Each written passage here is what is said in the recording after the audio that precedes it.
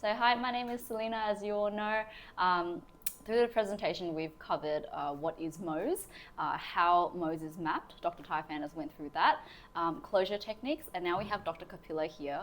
Dr. Kapila, would you like to introduce yourself? Yeah, my name's Shivam Kapila. I'm a dermatologist and Mohs surgeon at the Melanoma Institute Australia, as well as my own rooms in Burwood at Burwood Park Dermatology, and I love working at home as well.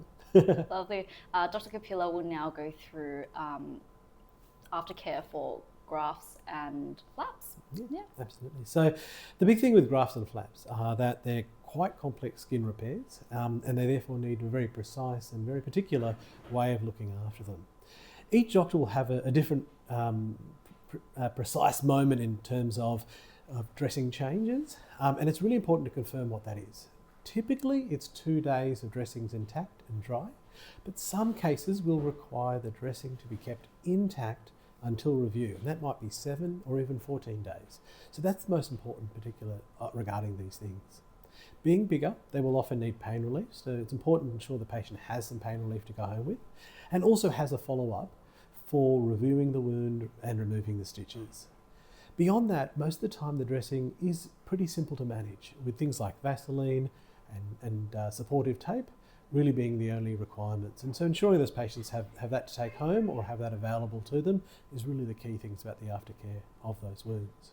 What's happening outside the hospital is the patients having the wound cleansed and having that Vaseline applied to the stitches, as well as having the supportive tape applied over the top.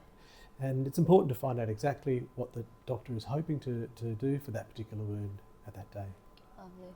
And what shouldn't a patient do when they go home after their Mohs surgery? So the important thing is to keep it dry for at least a day, maybe 2, and for a graft at least till review. So that's really the most important thing, that they try to keep the area dry.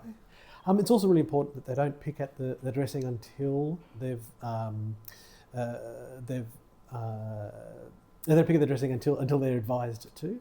And I guess finally the last thing is that they don't make any decisions by themselves. If they're worried or concerned, they should definitely contact the rooms of the doctor or even the hospital itself to get further confirmation about their plans and changes. Thank you very much.